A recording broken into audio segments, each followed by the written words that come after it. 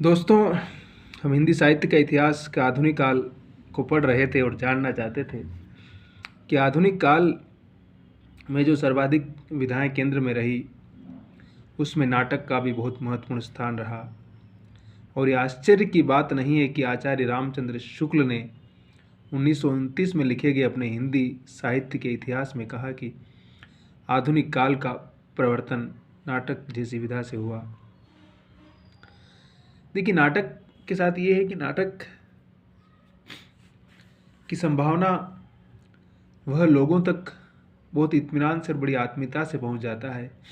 वो एक ऐसी विधा है कि जिसमें मीडियोकर की आवश्यकता नहीं पड़ती है। जब नाटक का अभिनय होता है, जिसको हम रंगमंच कहते हैं, थिएटर कहते हैं, इसको अगर मैं लोक की भाषा में कहूँ तो हमारे यहाँ जितनी भी रामलीलाएँ और जितने भी लोक परंपराएं हैं, वो असल में नाटक का ही विस्तार है। क्योंकि ब्रिटिशर्स और तमाम वेस्टर्न के प्रभाव के कारण नाटक एक खास तरह की चार दीवारी में सिमटता चला गया। लेकिन हमारे यहाँ बहुत बड़ी लंबी परंपरा नाटक की पहले से ही रही, और नाटक किस प्रकार से लोगों के जनमानस तक अपना प्रभाव छोड़ता रहा है। और भारतेंदु ने इस विधा का उपयोग करके आधुनिक चेतना को आगे बढ़ाने के साथ साथ आधुनिक चेतना का विस्तार करना, या उसको एक गद्य की विधा के रूप में लोगों के उस मनोविज्ञान को मध्यकाल की चेतना से निकाल कर आधुनिक काल में लाने के इस प्रयास में उन्होंने नाटक का इस्तेमाल किया। और नाटक जैसी विधा सच में बड़ी प्रभावशाली है। लेकिन दुख की बात यह कि हमारी पीढ़ी नाटक के बारे में कम जानती है, या हमें नाटक के प्रभाव और नाटक की उपयोगिता, नाटक की क्या चमत्कार धर्मिता हो सकती है लोक और जन के लिए, और कैसे वो समाज के भीतर एक बहुत बड़ा परिवर्तन घटित कर सकता है। ये कोई आश्चर्य की बात नहीं है कि भारतेंदु ने खुद इस विधा का इस्तेमाल किया। और मैं कुछ चीज़ें पढ़ता जाऊंगा कि भारतीय साहित्य में श्रेष्ठ संस्कृत नाटकों की लंबी परंपरा है, किंतु 10वीं शताब्दी तक आते आते वह उसका प्रभाव कम हो गया था। ब्रज भाषा में नाटक लिखे जाते थे। मध्यकाल में आप लोग जानते ही हैं, रामायण नाटक, बनारसी दास का समय सार, रघुनाथ नागर का सभासार, ये बहुत सारे नाटक हैं। ठीक है। और सबसे अच्छी बात या बुरी बात क्या है कि इसमें जो भी लोग लिखने वाले थे सब कुलीन परिवार से आते थे। जो अभिजात लोग थे, राजा लिख रहा है, राजा का दरबारी लिख रहा है, उसमें आम आदमी का कोई इंटरफेयर या कोई हस्तक्षेप आप उसमें नहीं देखेंगे। लेकिन आनंद रघुनंदन को हिंदी का पहला नाटक माना जाता है, ऐसा बोलते हैं। भारतेंदु के पिता खुद नाटककार थे। उन्होंने नहुष नाटक 1841 में ब्रज भाषा मिश्रित लिखा। उसमें आधुनिकता अतः हिंदी खड़ी बोली का कुछ प्रभाव है, लेकिन उसके अंदर ब्रज भाषा का ज़्यादा इफेक्ट है। खड़ी बोली का जो पहला हिंदी का नाटक लिखा गया वो राजा लक्ष्मण सिंह ने शकुंतला वो 1863 में लिखा है। फिर कालिदास के शकुंतला का अनुवाद ही है वो। खड़ी बोली का दूसरा नाटक भारतेंदु लिखित विद्या सुंदर है, जो 1868 में बांग्ला से अनुदित है। इसी प्रकार शीतला प्रसाद त्रिपाठी का जानकी मंगल नाटक लिखा गया, और उसी वर्ष बनारस में ही उनका अभिनय भी हुआ था। इसलिए देखा जाता है कि मतलब इस नाटक के बारे में कि बहुत सारे विवाद है, बहुत सारी बातें, लेकिन ये इसमें खुद भारतेंदु अभिनय भी करते, ऐसा कुछ कहा जाता है। जानकी मंगल और भारतेंदु ने नहुष का हिंदी का पहला नाटक माना है। उनका कहना है कि विशुद्ध नाटक रीति से पात्र प्रवेशादि नियम लक्षण द्वारा भाषा का प्रथम नाटक मेरे पिता पूज्य चरण कविवर गिरधर दास, वास्तविक नाम बाबू गोपाल चंद्र का है। उन्होंने कालचक्र में नहुष को हिंदी का प्रथम, शकुंतला को द्वितीय और विद्या सुंदर को तृतीय नाटक कहा है। तो ये जो भी काल गणना की परंपरा, उसमें अगर आप देखेंगे तो इन नाटकों का उन्होंने अपने हिसाब से क्रम निर्धारित किया है कि किस प्रकार से नाटक के लिए जो कुछ चीज़ें होनी चाहिए, जो कुछ सूत्र होने चाहिए, उनको कौन सा नाटककार फुलफिल करता है कि नहीं करता, उसकी बात को कहते हैं। भारतेंदु से ठीक पहले का साहित्य समाज से कटा हुआ सामंत वर्ग के विलासिता और वैभव के गुणवाद का कर रहा था। ये मैंने पहले ही बता चुका हूँ कि मध्यकाल का जो साहित्य रीतिकाल से रीतिकालीन जो कवि वो सारे राजा महाराजाओं और दरबारों में थे। उनका आम जीवन में क्या घटित हो रहा है और नहीं हो रहा है, उससे उनका कोई बहुत ज़्यादा वास्ता नहीं था। लेकिन ये विलक्षण बात शुक्ल जी लिखते हैं कि विलक्षण बात है कि आधुनिक गद्य साहित्य की परंपरा का प्रवर्तन नाटक से हुआ।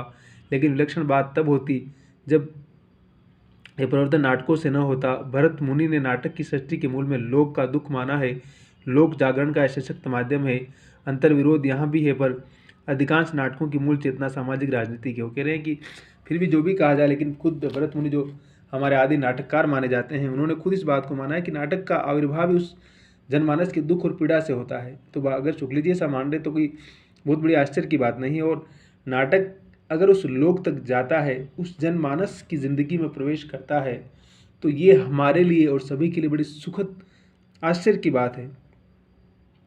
और ये दौर था कि जब समझिए कि आधुनिक चेतना हिंदुस्तान में, अब उसको आप औपनिवेशिक चेतना कहें, आधुनिक कहें, जो भी कहें, लेकिन वो किसी न किसी माध्यम से आ रही थी और उसका प्रभाव हमारे समाज में, हमारे लोगों पर आप आसानी से देख सकते हैं।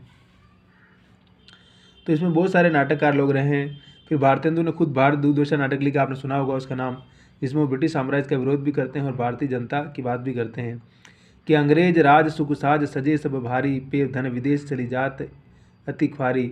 धन के विदेश जाने से ही उनकी दूरदशा है, मुसलमानी राज्य में धन विदेश नहीं जाता था। दूसरे अंक में भारत दुर्योधन का प्रसिद्ध वाक्य याद करता है कि सूचनाग्र नेव दाम्पत्य से विना युद्धेवत ये शव, पर अंग्रेजों ने कूटनीति की चाल से सारा देश हड़प कर से शमशान बना दिया।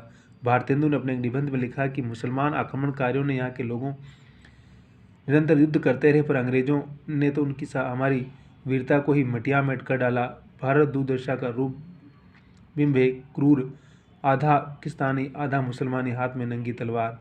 तो इस प्रकार की, चाहे इस्लामिक, ऐसे कह सकते हैं कि इस्लाम भी तलवार और कुरान के बल पर अगर हिंदुस्तान में आता है, दुनिया में फैलता है, तो इसमें कोई आश्चर्य की बात नहीं है।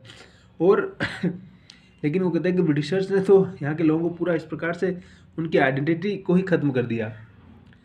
फिर भारत दूरदशा की फौज में एक महारथी है, आलस्य धर्म अतिविष्ट अनावृष्टि अपव्यय आदि ऐसे बाकी जवानों के सामने चंगेज खान, नादिर शाह आदि सिपाही हैं, उनके सबसे बड़े महारथी है आलस्य और अनैक्य। कहा ना कि उन्होंने एक सिंबल के रूप में बात कहा है कि हिंदुस्तान के लोग, ये भारत की दूरदशा इसलिए हो रही क्योंकि आगे लोग आलसी हैं, उनमें एकता नहीं है, संगठन नहीं है, काम नहीं करना चाहते हैं, वो सब कुछ भगवान के भरोसे छोड़ करके बैठे हुए हैं। अगर हम सब कुछ उसके भरोसे छोड़कर बैठे हुए हैं, तो फिर हमारे जीवन में परिवर्तन कैसे घटित होगा? अगर हमें परिवर्तन घटित करना है तो हमें कुछ न कुछ करना होगा, मेहनत करनी होगी। इसलिए संपादक, कवि, वक्ता, प्रबुद्ध, महाराष्ट्रीय और बंगाली ये सब लोग कर्म से नहीं जुड़े हैं। केवल क्रांतिकारी संपादक और ओजस्वी कविताएं लिखने के काम से काम नहीं चलेगा। परमेश्वर और राजेश्वरी के प्रति भारतेंदु का आदर भरोसा है। इस देश को भाग्यवाद से गहरा विश्वास रहा है और सब जानते हैं, इसमें कहने की बात नहीं है। पर इस नाटक में भारत भाग्य आत्महत्या कर लेता है। ऐसी स्थिति में कुछ लोग इसे ट्रेजेडी मानते हैं। भाग्यवाद के विदा होने पर भारत में जागरण की संभावनाएं बढ़ जाती है। अतः यह दुखांत न होकर सुखांत ठहरता है। हिंदी का पहला राजनीतिक नाटक है और भारत दूरदर्शा हिंदी का पहला राजनीतिक नाटक है। वो कह रहा है कि इसमें भारत भाग्य विधाता आत्महत्या कर लेती है, क्योंकि वो कुछ लड़ना नहीं चाहते इसलिए। और ये राजनीतिक नाटक है, मतलब राजनीतिक चेतना का होना किसी समाज के लिए कितना ज़रूरी है। अगर हमें एहसास ही नहीं है कि हमारा भी कोई राजनीतिक अस्तित्व है, हम भी शासन कर सकते हैं, हमें भी अधिकार मिलना चाहिए, तो जब इस प्रकार की चेतना हमारे अंदर होगी ही नहीं तो हम लड़ना कैसे सीखेंगे? और जब हम लड़ना नहीं सीखेंगे तो फिर उसका परिणाम हमारे सामने कैसे आएगा? आप समझ सकते हैं अच्छी तरह से। भारतेंदु का सबसे अधिक महत्वपूर्ण नाटक है अंधेर नगरी। अपने कथ्य और प्रयोग दोनों ही दृष्टियों से आज भी प्रासंगिक है। यदि भारत दूरदर्शा पहला राजनीतिक नाटक है तो अंधेर नगरी पहला आधुनिक नाटक। यह नाटक तत्कालीन शासन व्यवस्था पर अत्यंत तीखा व्यंग्य है, जो नाटक की पूरी संरचना और में घुल मिल गया है। देखिए, भारत अंधेर नगरी आपने देखा होगा कई बार, कई इसका बहुत सारा मंचन होता रहता है बहुत जगह पर, और बड़ा ही नाटकीय और बड़ा ही प्रभावी नाटक है। बड़ा अच्छा, मतलब हंसाएगा भी और आपको एक बहुत बड़ा मैसेज भी दे के जाएगा कि जहाँ कोई नियम कानून नहीं होता, जहाँ कोई सिस्टम नहीं होता, वहाँ की स्थिति क्या होती है, उस साम्राज्य का और उस जनता का क्या हाल होता है, वहाँ का सिस्टम किसके भरोसे चलता है और वो किस प्रकार से एक दिन सब कुछ खत्म हो जाता है। तो भारतेंदु आधुनिकता को भी लेके आ रहे थे, राजनीतिक चेतना को भी लेके आ रहे थे। इसमें कोई दो राय नहीं कि उनका बहुत ही महत्वपूर्ण योगदान है हिंदी साहित्य में, भारतीय साहित्य में, और वो उसके बड़े हकदार हैं और उनको हम किसी भी तरह से बड़े इस चीज़ से हम वंचित नहीं कर सकते हैं। ठीक है, तो इस नाटक में बड़े विस्तार से उन्होंने बहुत सारी चीज़ें ली है और लोक कथा के माध्यम से उन्होंने इसको बात करने की कोशिश की है, क्योंकि भारतेंदु लोक जीवन से बड़े जुड़ते हैं और उन्होंने इसलिए इस नाटक जैसी विधा को उठाया। उनको पता था कि इससे हम उस अनपढ़ जनता तक बहुत जल्दी पहुंच सकते हैं।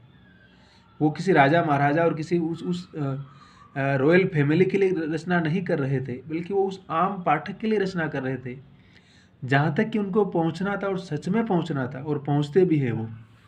अब देखिए रामविलास शर्मा क्या लिखते हैं उनके बारे में। रामविलास जी ने लिखा है कि उन्होंने यहाँ यह दिखाया है कि पुरानी लोक संस्कृति के रूपों को राजनीतिक चेतना फैलाने के लिए किस तरह इस्तेमाल किया जाना चाहिए। इस पर नौटंकी का प्रभाव स्पष्ट है। भाषा की नाट्यात्मक क्या कहना, लोकोक्तियाँ मुहावरे को सीधे सड़क से उठाकर नाट्य बिंब में रूपांतरित किया गया है। वस्तुतः भारतेंदु ने संस्कृत नाट्य परंपरा को लोक नाट्य और पाश्चात्य रंग कल्पना से जोड़कर हिंदी रंगमंच को नया रूप दिया है। तो देखिए किस प्रकार संस्कृत का भी प्रभाव लिया है, हिंदी का भी लिया है, और पश्चिम का भी प्रभाव लेकर के उन्होंने एक नई दुनिया ईजाद की, जो हमारे लिए सच में बहुत प्रभावशाली, बहुत उपयोगी है। तो कहीं न कहीं हम आधुनिक साहित्य को समझने के लिए हमें भारतेंदु कि उस नाट्य परंपरा को अगर आप समझ जाएंगे, हम समझ लेते हैं, तो हमें वो समझने में बड़ा आसान रहेगा। आधुनिकता को भी, समाज में परिवर्तन उस समय कैसे घटित हो रहा था और किस प्रकार से एक साथ आपको साम्राज्यवाद से भी लड़ना था, एक तरफ यहाँ के सामंतवाद से भी लड़ना था, और एक तरफ जनता को उस चेतना से निकाल के एक राष्ट्रीय चेतना और एक प्रगतिशील चेतना के साथ जोड़ना था, जो मॉडर्न चेतना हो, जो अपने अधिकारों की बात करती हो, जिसमें जनता के पास राजनीतिक, सांस्कृतिक, सामाजिक समझ हो, जो इस चीज़ को समझे कि वाकई हमें किसके साथ खड़ा रहना और कैसे लड़ाई लड़नी है। तो भारतेंदु को हम जितना गहरा समझते हैं, जितना अधिक पढ़ेंगे, उतना ही हम आधुनिक साहित्य को बहुत गहरे से समझ पाएंगे और आधुनिक उस राष्ट्रीय चेतना को समझ पाएंगे, जहाँ भाषा का निर्माण होना, जहाँ गद्य की नई विधाओं का सामने आना, जहाँ नई चेतना का आना, है ना, जहाँ पुरानी चेतना को छोड़ना। तो इस प्रकार के सारे कॉन्ट्राडिक्शन से बाहर निकल के एक नई दुनिया हमारे सामने भारतेंदु रच रहे थे। तो अभी इतना ही, और विस्तार से पढ़ने के लिए आप इस किताब, हिंदी साहित्य का दूसरा इतिहास है, बच्चन सिंह जी का है, बहुत ही इंपॉर्टेंट किताब है। जो भी हिंदी साहित्य को समझना चाहता है, और शुक्ल जी को पढ़ने के बाद, रामस्वरूप चतुर्वेदी को पढ़ने के साथ नगेंद्र को पढ़ने के बाद इसको ज़रूर पढ़ना चाहिए, जिससे कि एक जो साहित्यिक इतिहास की जो चेतना का निर्माण होता है, उसमें साहित्य का इतिहासकार क्या करता है और किस प्रकार से नई चीज़ों को कैसे प्रेषित करता है, समझाता है, उसको हम समझ सकते हैं इस किताब के माध्यम से। हंसते रहिए, मुस्कुराते रहिए, खुश रहिए और पढ़ते रहिए और मस्त रहिए।